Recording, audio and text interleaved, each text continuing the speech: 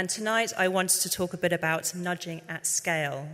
I think early on some of the challenges of scaling behaviour change were touched upon, and so nudging at scale is a theme that I wanted to pick up on tonight, and specifically the application of behavioural science to above-the-line campaigning. Often when we think about how to apply lessons from behavioural science in order to influence decision-making, one-to-one interventions or nudges spring to mind. And for a number of years, we've heard about the importance of hyper-personalised communication and the delivery of interventions at highly relevant contextual times. And of course, this approach relies on having direct consumer avenues and a good level of information about each individual, having that direct relationship with people. In the world of advertising, particularly in above-the-line campaigning, the opportunity to design and directly deliver such interventions are not always possible. So the question then becomes, how can you apply behavioural science to broadcast communications? So this is the thought that we at Smart Energy GB keep at the heart of our approach to communicating with the great British public. So as I mentioned earlier, at Smart Energy GB we run the National Engagement Campaign for Smart Meters, and you might be wondering what this has to do with the psychology of climate action. I'm sure by now you've heard a bit about gas and electricity smart meters. You might even have one installed in your home already. But what isn't commonly known is that the smart meter rollout in Great Britain is part of international efforts to tackle climate change. And smart meters form an essential part of climate change policies of the UK government, the EU, and in fact governments all over the world. Whilst on a household level, smart meters serve as monitoring devices to help people better understand their energy usage and try to reduce it. At a national level, smart meters are essential building blocks in the creation of smart energy grids, and which will enable us to transition to a lower carbon future. So our campaign's intended behaviour change is twofold. The first being to encourage those who don't yet have a smart meter to adopt one, to get them installed in their home through their energy supplier. And that currently accounts for 2/3 of people in this country who haven't got one yet. And the second task is to encourage those who do have them to engage with the device and to reduce their domestic energy consumption. So that's 1 in 3 of you. The communications challenge is pretty sizable. We're responsible for communicating to 52 million adults to convince them to install smart meters in 27 million homes.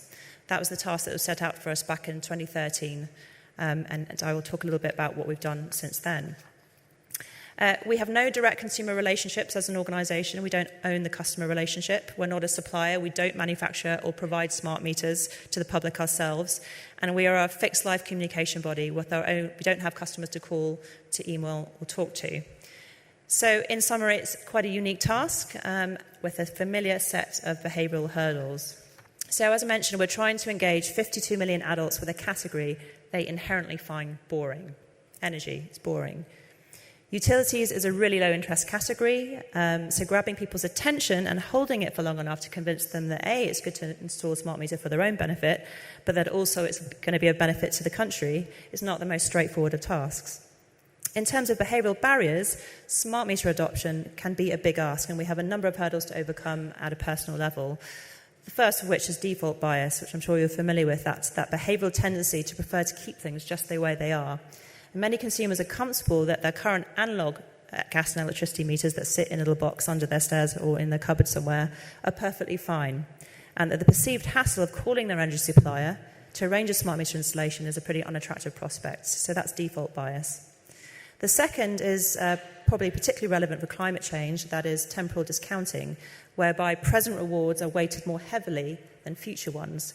So the value of future benefits are downplayed in favour of immediate priorities.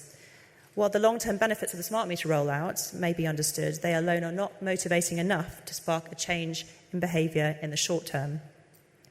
And the final hurdle I wanted to talk about was that of low trust in government and low trust in the energy industry, who are ultimately responsible for installing those smart meters for their customers.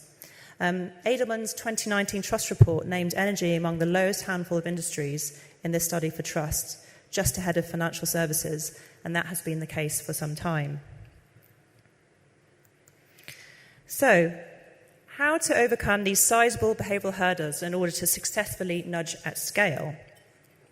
Back in 2016, we published our white paper titled A Smart Route to Change, which, amongst other things, laid out our approach to using mind-space levers in the smart meter rollout. And this behavioural thinking continues to shape the work we do across departments at Smart Energy GB, whether it's the messengers that we work with through PR and marketing partnerships to deliver our message, or the norms we encourage throughout our social media channels and other activities. Another part of this work involved the design of 6 behaviour change interventions that were rooted in behavioural science and aimed at driving smart meter adoption and usage at individual level. And because, as I mentioned before, we don't have a direct relationship with energy customers ourselves, much of this thinking was offered up to the wider energy industry to implement with their own customer bases.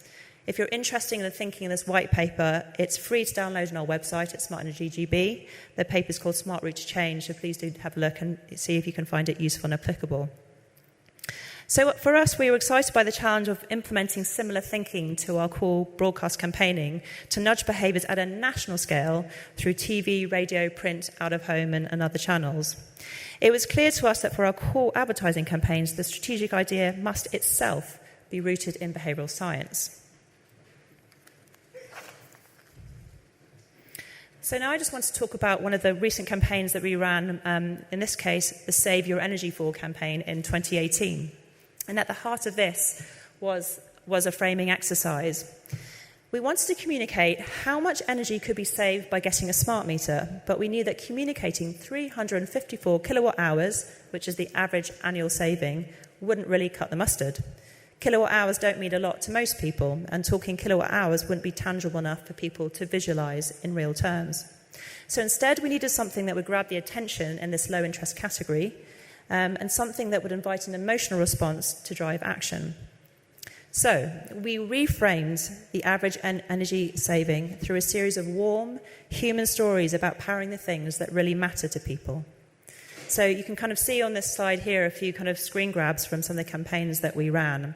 We converted 354 kilowatt hours per year to become the equivalent of powering your mobility scooter for 1,112 miles to go on adventures with your grandson, or powering 265 blow dries so you could pamper your pet pooch, or powering your sewing machine non-stop for 195 days, or playing your newborn's favourite song on repeat every night, all nights, until she was 36 years old. So, this shift in perspective was designed to move our audience out of a logical, more deliberative System 2 mindset, and Daniel talked about these mindsets earlier on, to a more instinctive and emotionally driven System 1 mindset that we know is a more powerful motivator for changing immediate behaviour. Once we knew that the personal energy saving message had landed and we had a strong emotional foundation to build from, we evolved our campaign to talk about the collective environmental benefits of smart meters. So the second phase of the campaign followed the same strategic principle of framing collective savings as more tangible stories, and in this case, such as planting 10 million trees a year until 2030 to help shift the conversation into the environmental arena. It was further supported by campaign language designed to create a sense of collective endeavour where everybody could do their bit. So the communications made use of the rallying sentiment, if we all had a smart meter.